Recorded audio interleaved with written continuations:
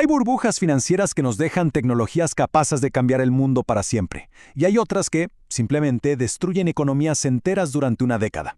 Bueno, la diferencia entre ese salto tecnológico y un verdadero apocalipsis financiero no es para nada aleatoria, es predecible. Y hoy vamos a desglosar exactamente por qué, analizando los ingredientes que deciden si una burbuja va a dejar un legado útil o una estela de devastación. Y esta es la idea central. Y la verdad es bastante sorprendente. Lejos de ser arrebatos de locura colectiva, las consecuencias de una burbuja financiera se pueden anticipar si entendemos de qué está hecha. No se trata de adivinar, sino de diagnosticar su anatomía. Para que veamos de qué estamos hablando, comparemos dos casos históricos que son como la noche y el día. Por un lado, en la década de 1840, la manía de los ferrocarriles en el Reino Unido. Colapsó, claro, pero dejó una red de trenes que fue el motor de la revolución industrial. Décadas más tarde, en los 80, el boom inmobiliario de Australia estalló, hundiendo al país en la recesión más larga y profunda de su historia. Dos burbujas, resultados opuestos. Entonces, acá viene la pregunta del millón, ¿no? Si las dos fueron fiebres especulativas que terminaron mal, ¿qué factor oculto hizo que sus destinos fueran tan diferentes? Y la respuesta, ojo, no está en la psicología de la gente, sino en la estructura misma de la burbuja. Para explicar esto, los investigadores crearon un modelo, una especie de mapa que llaman el triángulo de la burbuja. Este marco nos permite desarmar cualquier burbuja en sus partes esenciales, casi como si fuera una fórmula química. Y este triángulo tiene tres lados, tres condiciones que sí o sí tienen que estar presentes para que una burbuja pueda existir: comerciabilidad, dinero y crédito, y especulación. Si falta una de estas tres patas, la burbuja simplemente no se forma. Vamos a ver cada una. El primer lado, la comerciabilidad. Pensemos en esto como el oxígeno que necesita el fuego. Un activo tiene que poder comprarse y venderse muy fácil. Si es algo difícil de intercambiar, como no sé, una obra de arte única o una empresa familiar, no puede generar una burbuja. Se necesita un mercado líquido, donde muchísima gente pueda entrar y salir rápido. Ok, ya tenemos el oxígeno. Ahora necesitamos el combustible, dinero y crédito. Cuando las tasas de interés están bajas y conseguir un préstamo es fácil, se inyecta un montón de poder de compra en el mercado. Esto hace que más y más gente entre al juego, inflando los precios con dinero que, muchas veces, es prestado. Y el tercer y último lado del triángulo es el calor, la especulación. Esto pasa cuando la gente empieza a comprar algo no porque crea en su valor real, sino porque está convencida de que el precio va a seguir subiendo y va a poder venderlo más caro mañana. Se crea un círculo vicioso. Los precios suben porque la gente compra y la gente compra porque los precios suben. Pero un momento, podemos tener el oxígeno, el combustible y el calor, y que no pase nada.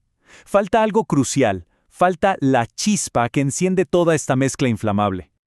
Y resulta que la investigación identifica dos tipos de chispas principales. Por un lado, tenemos la innovación tecnológica, la emoción por algo totalmente nuevo y revolucionario, como fue el ferrocarril o Internet, que crea estas historias de "esta vez es diferente". Y por otro lado, tenemos las políticas gubernamentales, o sea, decisiones de los gobiernos, como de regular el sistema financiero o dar ciertos beneficios que terminan, a propósito o no, inflando el precio de algunos activos. Si quieren ver un ejemplo clarísimo de lo explosiva que puede ser esta mezcla, solo tenemos que mirar lo que pasó con Bitcoin. En poco más de un año, el precio se disparó un 3.400%. Teníamos la comerciabilidad en los exchanges, crédito fácil en todo el mundo, especulación por todos lados y, claro, la chispa de una narrativa tecnológica que iba a cambiarlo todo. Un cóctel perfecto. Bueno, ahora sí, volvamos a la pregunta del principio. Ya que tenemos todas las piezas, el triángulo y la chispa, podemos armar el rompecabezas completo. Y ahora sí, entender por qué algunas burbujas construyen el futuro y otras solo lo destruyen. La clave está en la combinación exacta de estos ingredientes. ¿Y acá? Acá es donde todo cobra sentido. Esta tabla nos muestra qué pasa cuando cruzamos el tipo de chispa con el tipo de combustible. No es lo mismo si el combustible viene de inversionistas que compran acciones a que si viene de préstamos masivos de los bancos.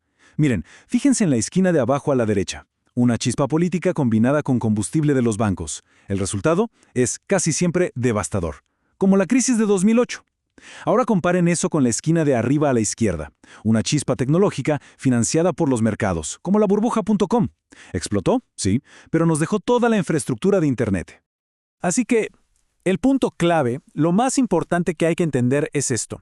Cuando los bancos empiezan a prestar plata a lo loco para comprar un activo cuyo precio está inflado por una decisión política, se está cocinando la receta para el desastre. ¿Y por qué es tan peligroso? Porque cuando la burbuja estalla, no solo caen los precios, sino que se lleva puesto a todo el sistema bancario, y eso paraliza el crédito para la economía real. El caso del boom inmobiliario en Australia en los 1880 es, de manual. La chispa fue una política de gobierno. El combustible vino de un sistema bancario recién desregulado que prestó sin ningún control. Cuando todo se vino abajo, la mitad de los bancos quebraron, el crédito desapareció por una década y el país entró en una depresión terrible. Y ahora, comparemos esto con el otro caso, la manía de los ferrocarriles. La chispa fue la tecnología, el tren. El combustible vino de inversionistas comprando acciones, no de préstamos de los bancos. Cuando la burbuja explotó, los accionistas perdieron plata, obvio, pero el sistema financiero no colapsó. Y lo más importante es que las vías del tren ya estaban ahí, construidas, dejando un legado productivo increíble. Y esto nos trae directamente al día de hoy. Porque, ojo con este dato, después de casi 50 años de calma, desde los 80, las burbujas se han vuelto un fenómeno recurrente. Las condiciones para que se formen parecen ser cada vez más comunes en este mundo globalizado y ultrafinanciarizado en el que vivimos. Entonces, la idea de que las burbujas son solo un episodio de locura colectiva, hay que empezar a dejarla de lado. Son un fenómeno sistémico. Son como un fuego que solo se enciende cuando el oxígeno, el combustible, el calor y la chispa correcta se juntan en el momento justo. Ok, para resumir todo esto, ¿con qué nos quedamos? Primero, que las burbujas se construyen, no aparecen de la nada. Segundo, que necesitan los 3 lados del triángulo: comerciabilidad, dinero y especulación. Tercero, que se encienden o por una nueva tecnología o por una política de gobierno. Y cuarto, y lo más importante, que la combinación de chispa política con combustible de los bancos es, por lejos, la receta más peligrosa. Y claro, todo esto nos deja con una última pregunta flotando en el aire. Ahora que conocemos la receta, que entendemos esta química de las burbujas, ¿seremos capaces de identificar estos patrones en tiempo real? ¿Podemos ver cuándo se están alineando los ingredientes para la próxima gran burbuja antes de que sea demasiado tarde? La respuesta a esa pregunta bien podría definir la próxima década.